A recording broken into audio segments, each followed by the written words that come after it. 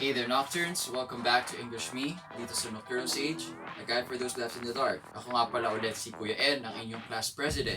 Noong nakaraang meeting with Sir Jeremy, diniscuss natin ang tungkol sa political criticism.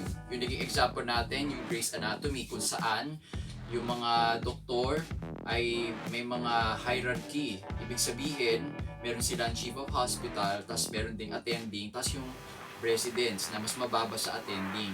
At saka yung mas mababa sa resident, yung mga intern na doctor. So, kung gusto niyo ng mga maraming example, balikan niyo na lang yung video, yung episode na mismong nililis bago ng episode na ito.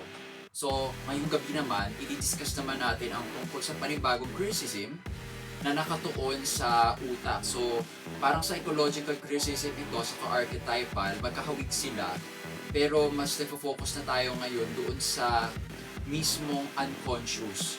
Sa psychological criticism kasi, panoorin nyo pala nasa suggestion kung gusto nyo malaman kung anong psychological criticism. Okay, sa approach naman ngayong gabi, titingnan natin yung unconscious. Pag sinabi natin unconscious, yung hindi alam ng character, hindi rin alam ng author na iniisip niya yon, pero medyo magigets mo na yun yung nararamdaman niya kahit hindi niya sinasabi.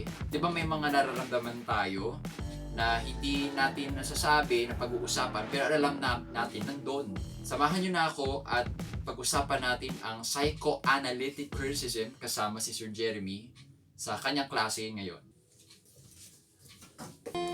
Oh English me, oh English me, gusto kong matuto ng Ingles pero hindi alam kung paano. Good evening, class. For tonight we will talk about psychoanalytic criticism. So what does this criticism do? It helps us describe characters and yes, even the author of the work we're evaluating based on how the behaviors of the characters represent the unconscious motivations of the characters themselves or even the author. To give you a background, if in case it's the first time you've heard of it, Sigmund Freud is the one who proposed psychoanalysis compared to Carl Jung's theory. Psychoanalysis focuses on the unconscious mind of the individual. He believes that individuals' minds are made not just of the parts that they are aware of, but also the parts that they may not know exist in themselves. Like for example, recall the time when some people said you're angry, but you continue denying that. Later on, you realize that the truth hurts. Yes, you were angry at that time. So that's what we mean by the unconscious. And this approach is useful when trying to understand what we read, watch, or listen to. Let's apply this approach on Walt Disney's main characters, Mickey, Donald, and Goofy. Our frame of reference will be the roller coaster episode where the trio is tasked to paint the track of a roller coaster ride. Now, Mickey should represent the contented intelligence of Walt Disney, the part of himself that's satisfied with the way things are. Mickey is the leader of the group, and being the leader, he's the one who starts actions, initiates projects, etc. The fact that he's the first one to move, yes, we know that he does things well, generally well. He even does things in a smart way. However, it seems that with Mickey, there's no improvement until he is challenged. So this may be the part, Mickey may be the part of Walt Disney's mind that tells him to be okay, to be satisfied with the way things are, the usual things that he does. For as long as it works, he should do it. Now, in the roller coaster episode, Mickey is challenged by Donald when Donald attempts to paint the tracks faster than Mickey. It's for the lifetime pass. The lifetime pass would be the reward for the painter whose color covers most of the tracks. And here we have Donald, who's quick-tempered, easily gets mad. He challenges Mickey by coming up with ways to be more efficient at painting the railroad tracks. So he tries to paint faster, and then in order to win, he attempts to throw paint at Mickey and then cover him with paint, and then hinder him from completing Mickey's painting job. Because of that attitude, Donald may represent the part of Walt Disney that wants to improve. I think that's accurate because in the episode, Donald is the first one who competed with Mickey, and then Mickey is simply the one trying to catch up. They are the only ones who compete in that episode. Take note. So yes, Donald may represent that drive to improve, the ambition to do better.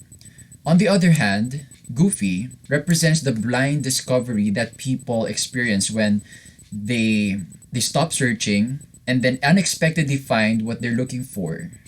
Have you ever had those moments? That's what we call serendipity, if you've heard of the term.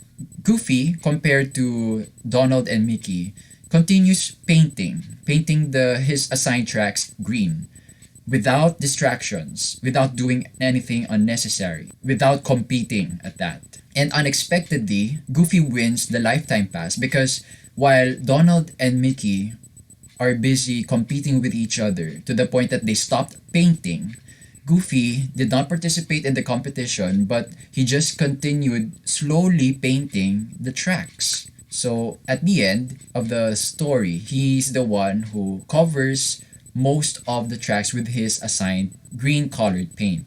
And then he wins the lifetime pass to the amusement park is given to him by the tycoon of that park. And then he even rips the ticket into three parts so that he could share it with Donald and Mickey. Because of Goofy's temperament, he seems so simple-minded, right? But yes, this is consistent even when you watch other episodes or other appearances of Goofy in some series or video games like Kingdom Hearts. He may appear to be the most simple-minded, but he's the most mindful and the most observant. He notices things that most people overlook. Like Mickey and Donald, they were not aware that they were so distracted competing with each other that they forgot the real task that they should have focused on. And Goofy was able to do that. He focused on the job. He was loyal to it, so he was rewarded accordingly. Goofy may then represent the part of Walt Disney that eventually accepts the stupidest way to do something and then unexpectedly getting the results that he wants. So Goofy himself is the serendipity in Walt Disney. Mickey, Donald, and Goofy's world may symbolize Walt Disney's mind, and the three characters mentioned may symbolize his unconscious drives, his habits of mind. And maybe, based on this critique, you probably identify now with Walt Disney and his characters. Maybe some of the characterizations mentioned are true for you. So let us know in the comment section below what you think of this criticism. Continue surviving in the dark. Oh English me, oh English me, gusto kong matuto ng Ingles pero hindi alam kung paano. Sino ang magtuturo? Gusto kong matuto na talaga. Oh English me.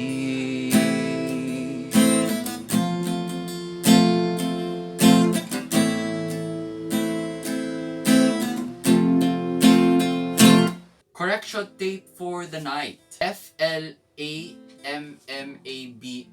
Paano mo to sabihin? Sige nga, parinig. Paano mo to sabihin?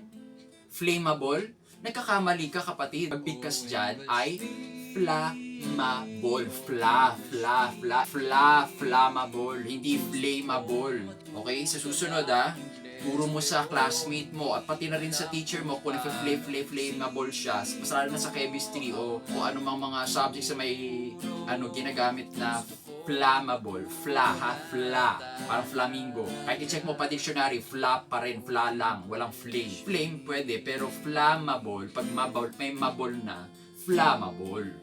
Tandaan kung nagustuhan ninyo ang episode na ito, paki-like lang dyan sa baba. Tapos kung may mga suggestion o question, pa-comment na lang din. Tapos, I-share nyo naman ang video na to sa mga nangangailangan ng reference para sa EYAP Senior High School. Alam nyo naman na pahirapan na, kanya-kanya ng diskarte sa paghahanap ng reliable sources. Well, kung naniniwala kayo reliable ang Nocturnal Sage, malulugod kami, matutuwa. Saka sumali din kayo sa ating private Facebook group, yung Nocturne Space. Yung link nasa baba. Kung gusto mo ng outlet kung saan makakapag-express ka ng iyong saloobin, ma-bring up mo yung topics na hindi mo ma-bring up sa pangkaraniwang mong kwentuhan, sa mga kapamilya o kaibigan mo, at least sa Nocturne Space, meron kang safe haven para gawin yun, na hindi ka i-judge kasi magiging mga kasama mo doon yung kapares mong mag-isip na gusto yung mga topics na kadalasang hindi na pag-uusapan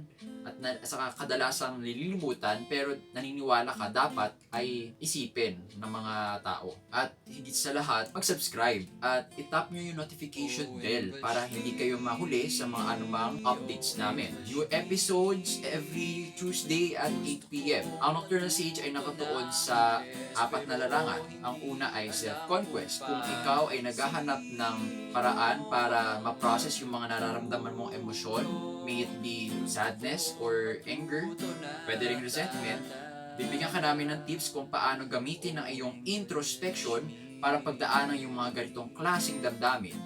Wala palang medical prescription kaming ibibigay, hindi naman kami licensed psychiatrist. So, more on introspection to na parang common sense sa iba. Pangalawa ay communication. Bukod sa pagbasa at pagsulat ng English, pwede ka rin namin turuan kung paano i-overcome ang kaba tuwing magsasalita ka sa maraming mga tao. At kasama na dyan yung mga virtual conferences mo. Kasi 'di ba, umaabot minsan ng lagpas 50 yung mga uma-attend. Di ba nakakakaba pa rin yun kahit sabihin nating virtual tayo ngayon. So mapa face-to-face o mapa online yan, ma-apply nyo pa rin yung public speaking. So patuloy nyo lang kami bigyan ng mga subscribers. Shoutout nga pala sa mga parati nagfa-follow sa videos na to ng Nocturnal Sage, yung mga nagre-recommend na mag-subscribe at saka i-like to, i-share yung mga nagsishare. Salamat na salamat.